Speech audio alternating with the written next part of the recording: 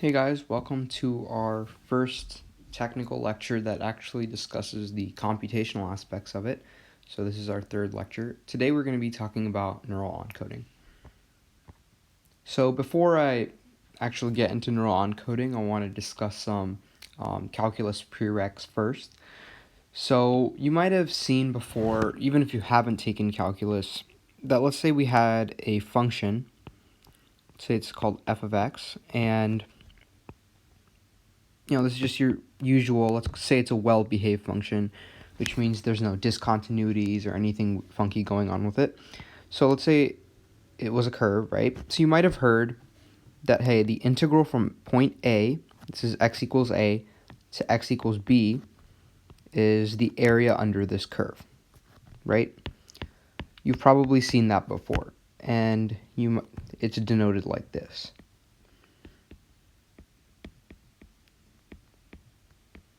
Right? So this is the area. But let's break this down a little bit so we get an intuitive sense of what this actually means. So the way I like to think of it is at every single point in this interval, right? Let's say there's a dx. Okay, this dx is an infinitesimally small segment. It's just a line segment, right? This is dx. And then for each dx, we take f of x and construct a rectangle above it. Right, so at this point, this is f of x. Now you might be saying, hey, isn't f of x here different from f of x here? And you'd be right, but since dx is so small, and f of x is what we say a well-behaved function, which means it doesn't jump up or down anywhere, then we can say that, hey, these are approximately the same, right? The left side f of x and the right side f of x would be about the same. So then we say that the area, we sum up this rectangle, the next rectangle, and so on. We keep doing that, right? We keep multiplying f of x's by dx's, and then eventually we get an area under the curve. Okay, so that's like, that's how you might have been seen to think about integrals before. So let's take an example in physics. So you've all learned, hopefully in middle school, that distance equals rate times time, right? But the one problem with this is this assumes that the rate is a constant, which obviously it's not always. So let's say we had time on one axis and rate on the other, and we wanted to find the distance. And let's say we knew what the rate function looked like. Let's say the rate function looked like this. Okay, so maybe it's going up, it's going down, you're slowing up, you're speeding down, right? So now, well, what do we know? Well, at any point, if the rate is constant, we know that distance equals rate times time, right? Well, at a really small time interval, call it dt, it would be a reasonable assumption that the rate here and the rate here are basically the same, so we can say that the rate is almost constant. Oh, and by the way, let's say we're trying to find the distance the object goes between point A and point B. Okay, so we can assume that the rate is maybe not constant, but almost constant. So therefore, we say that the distance over this time interval, we can actually call it d, I'll say x because I don't want to say dd, right? So the little tiny, actually call it difference in, I'll call it big D, distance traveled, okay, is equal to the rate at that time, right? Because the rate changes over time, times this tiny little interval dt. Okay, so just again, this is an infinitesimally small distance it travels. And let's just keep doing that. Let's just keep summing them up.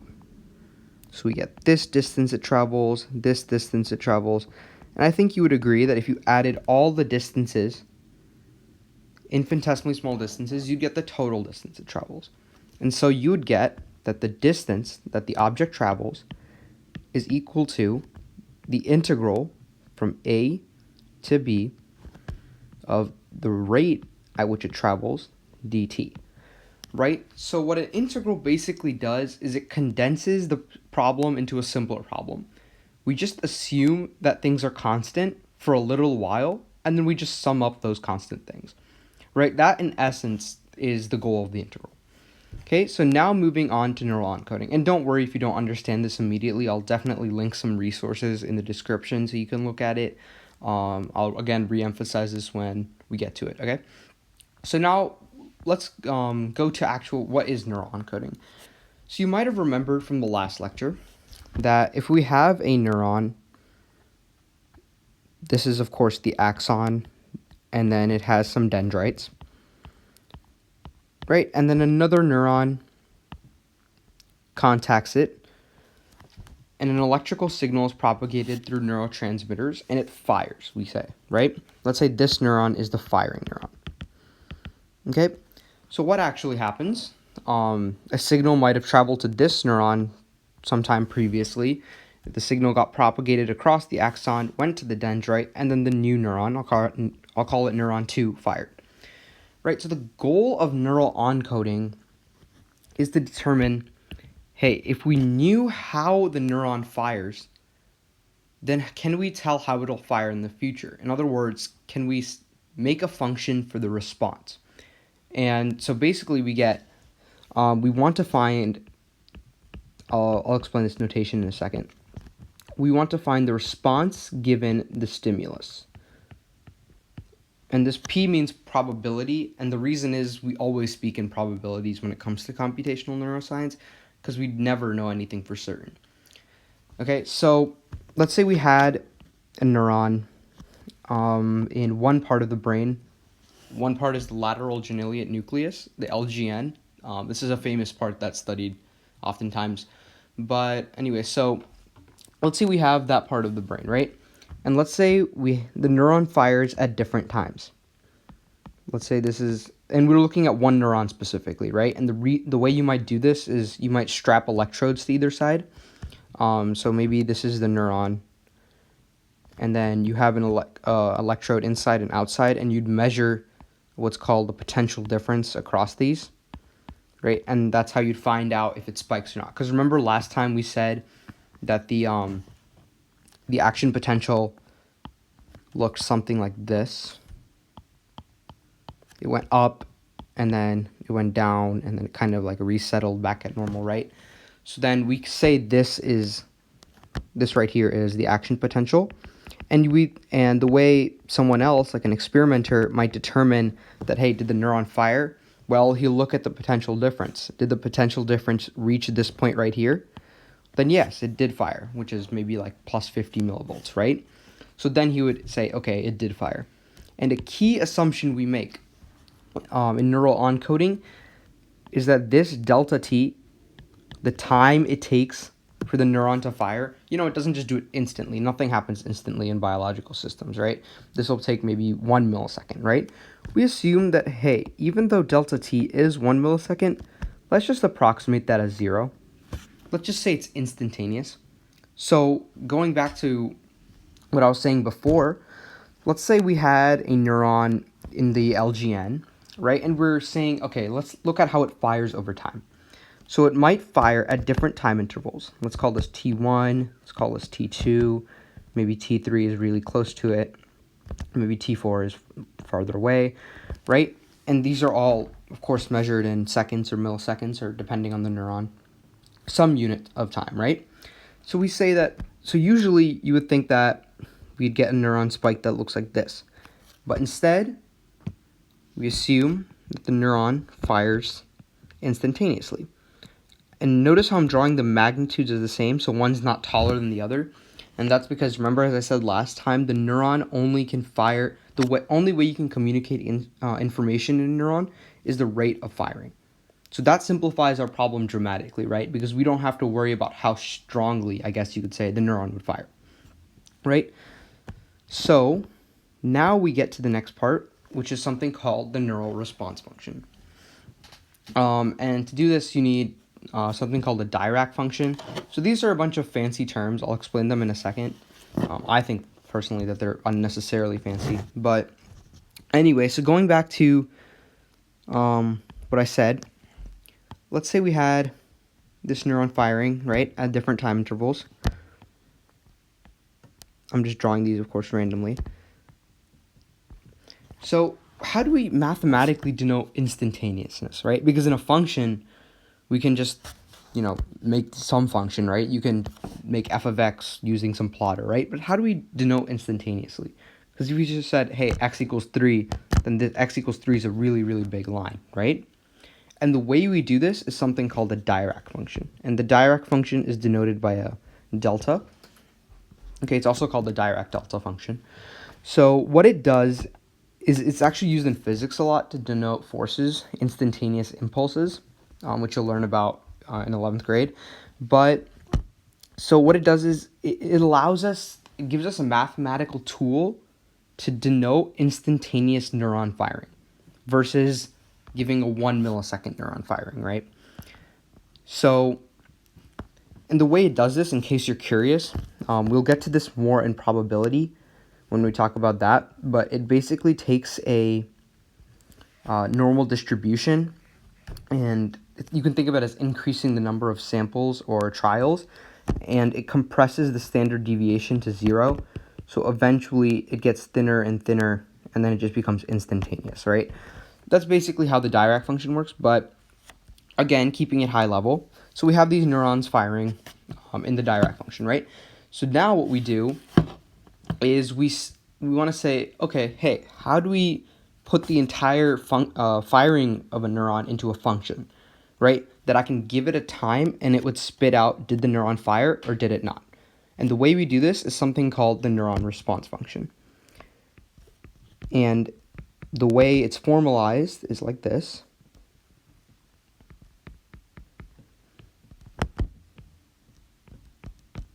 And I'll explain what this means in a second. Okay, so what does this actually mean? It has a bunch of jargon. So this sum, meaning summation. So what you're basically doing is you're saying let's plug in a t, right? Let's plug in t, I don't know, t2, okay?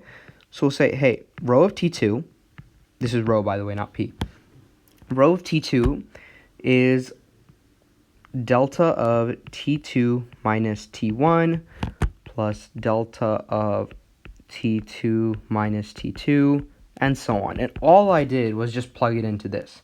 So if you don't know what summation is, I encourage you to look that up. It's a pretty simple concept. You basically go from a counter and you plug into the variable of interest, which is in this case ti, and you keep going up to n, right? So you keep summing these up. So what this does is it allows us to create a function so that we can spit in any time and we get out did the neuron fire at that time or not, right? And it returns a binary input. So row of t2 would either be 0 or would either be 1. 1 meaning, hey, at t2, the neuron fired. 0 meaning, no, at t2, it did not fire, right? And the way it does this is it basically sums these Dirac functions. So each one of these would correspond to a different spike. So this one would correspond to this spike, whereas this one right here might correspond to this spike right here, right? So that if you basically add all the spikes, you'll get a function that denotes the entire breadth of the neuron's response in that case, right? So again, just simplifying it down to keep it high level, row of t indicates did the neuron fire, right? And that's the question it answers. Okay, so, and again, we can formalize this. This is not necessary strictly to know, but row of t would also be an integral over the entire time interval. If this is making no sense, by the way, this integral part, then don't worry about it. But I'm just including it in case you're curious. We can also do the same thing, taking like infinitesimally small intervals and making a row of t, right? But if this doesn't make sense, then don't worry about it too much. But this is the important one right here. Okay, so then now we get to something called the spike count rate. So what's the goal of our spike count rate, right? So because a sequence of action potentials generated by a given stimulus, it varies from trial to trial, neuronal responses, they're typically treated like probabilistically, right? We don't, again, as I said, we don't make like, we found how the neuron responds in any situation. we have a function that it'll perfectly predict how the neuron fires, right? That's never going to be the case. So the simplest way to do this is something called the spike count rate. So all we do is divide the number of action potentials that occur in a trial over the time of that trial, right? So say, again, going back to our simplistic example. So if you count here, how many spikes were there? There's 1, 2, 3, 4, 5, 6, 7. 7 spikes, right? And then you would just divide by how long this took.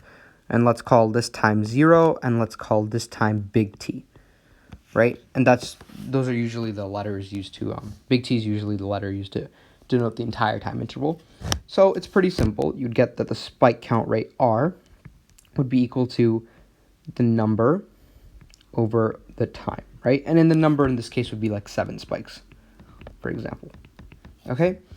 Now let's make this a little bit more concrete. Let's say, so numbers over time, right? But how do we do that mathematically? Because a computer could not just look and count number of spikes, right? That's not a proper way to formalize it. So instead, let's keep this. Now, what's another way to say how many spikes occurred in a trial, right? And remember how I said that the neural response function, all it does at a certain time interval is indicate did the neuron fire or not, right? Then couldn't we ask the same question at every single time interval? By every single, I literally mean every single, like infinitesimally small time integrals, right? So I can ask it here, I can ask it here, I can ask it here. I can keep asking this function, did the neuron fire or not, for every single point in the time interval, right? And the number of yeses it outputs will be the number of spikes. I think you would agree there, right? So why not? We'll use another variable, tau. I know, like the t's and taus and these similar kind of symbols can get confusing, but bear with me. So let's say we use tau, right? So at every single point, we're going to ask, did it fire or not, right? So the way to do this is something called remember d tau? This is like the small time interval that we're asking it over, right? So this is like the width d tau, this has width d tau, right? And we do this over the whole time interval, right? So all we do is ask at every point, did it fire or not? We sum them up and we divide by the number of time. And this is the simplest way to do it, and it's called the spike count rate. Okay, so the spike count rate, notice how I only needed one trial, right? This is a trial. I only needed one trial to determine the spike count rate. But I lost some resolution about the variations in neural response because another trial might not look exactly like this. You know, this spike might occur maybe here, sometime here, right? It won't look exactly the same. So that's why you need something called a time-dependent firing rate that depends on the time. So I can input a time and output, hey, what's the probability of it firing, right? So this is where we get to something called the firing rate. This is called the spike count rate, by the way, not the firing rate, right? So this is, oops. Oh, looks like I didn't include a slide. But this is something called the firing rate.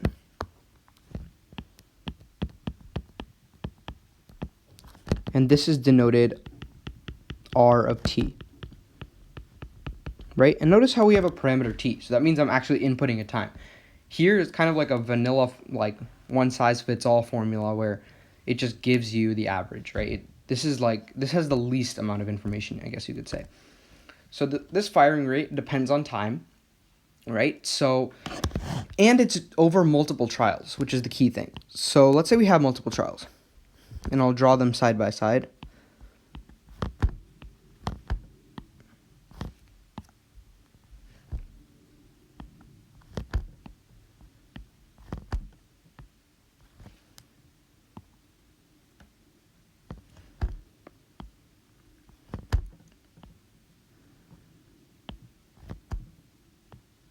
Right, so maybe the neuron, you look at it 3 times, you analyze it 3 times over the same time interval, and it looks like that, right? Because obviously the neuron won't fire the same every time. So, what we do, first I'll give the formula and then I'll explain it.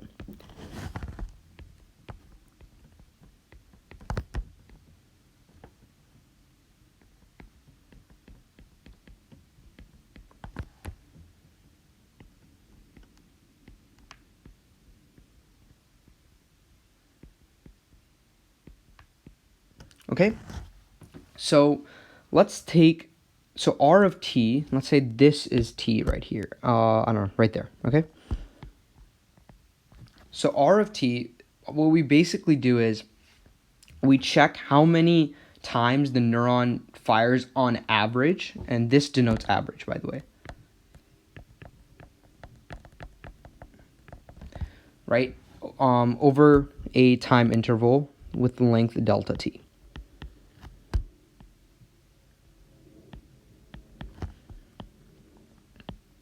Okay, so what we do is we ask, hey, how many times did it fire, right?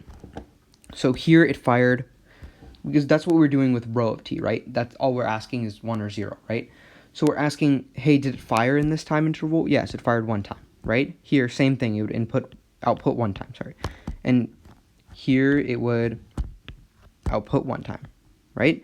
So then we average these over how many trials there are, which is 3, right? And we get that the average is 1 time it fired in this time interval. So we'd get that r of t and this, for this t, right here, is 1, right? So that's what this means. So from t to delta t, we see how many times does it fire on average, and we divide by the time interval. Okay, so that's how we get the firing rate, which is dependent on time and across multiple trials.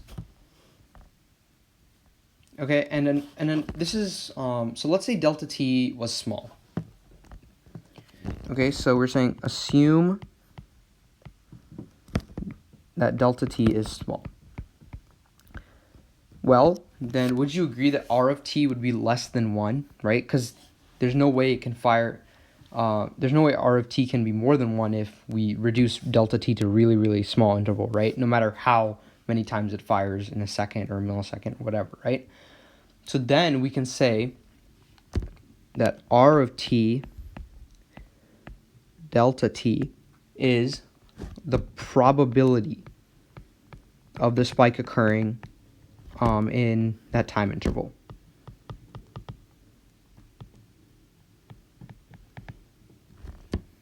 Occurring between t and t plus delta t. All right, and I encourage you to think about this for a while, because it's not that obvious as you may think. It's not as obvious as you may think, because what we're doing is we're saying how many times does it fire per second, let's say, right, for sake of simplicity, and then we're saying we're taking it over the delta t. So we're saying, let's say it fires, we take a small delta t, say 0.1 times per second, right? And let's say delta t is 1 second, right? And the probability of it firing would be 0.1. Okay, so this is a little tricky. I encourage you to think about this part right here.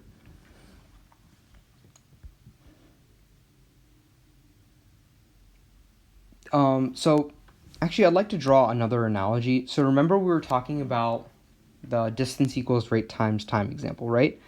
And let's say we plotted r of t, the firing rate, versus time. Right, this is not the same plot as this. This is just the neural responses. And let's say that, for the sake of simplicity, that r of t was a smooth function. Okay? Then remember what we're doing here. We're saying we're taking an integral over, or sorry, let's plot, actually no, that's fine. Okay, so we're taking an integral from t to t plus delta t, right? So we're integrating, as you can see, this function rho of t, right? So we're taking each of these points, each of these, and weighting it by rho of t. The average, actually, but right? So we're basically summing all this up, and what we're getting is the number of times the neuron fires on average.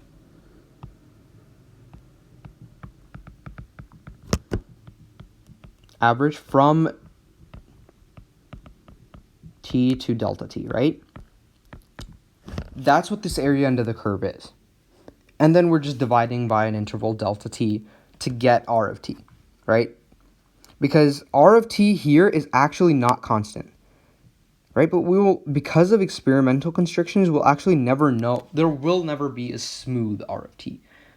So that's why what we have to do is kind of find an average R of t, which will be somewhere here, right? And we'll say for that time interval, for t plus delta t, that's what R of t is, right? So if you look at a real R of t plot using experimental data, and let's say scientists like actually conducted an experiment, then it would look something like this.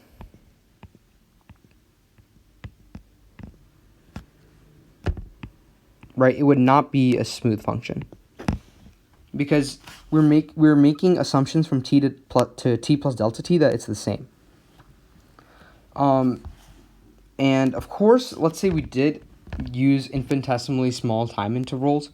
Well, that might increase the accuracy, but then we would just get 0 every single time, right? Because if you just made delta t like 0.000001, it's very, very unlikely that the neuron will fire in that exact same time interval, right? So that's why, for practical reasons, we make t plus delta t big enough. And the last thing I want to talk about is the average firing rate.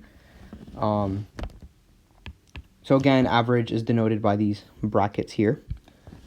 So the average firing rate, it's similar. We just take the number of times, so we average the number of times across multiple trials. Let's say in the first time it spiked 7 times, second time it spiked 3 times, and the third time it spiked 5 times, right? So that'd be what, a total of 15. So then we divide by 3 and get 5 spikes per trial, right? So we average the number of spikes and divide that by the time to get the average firing rate. So if you want to formalize this using integration, you would get something like this.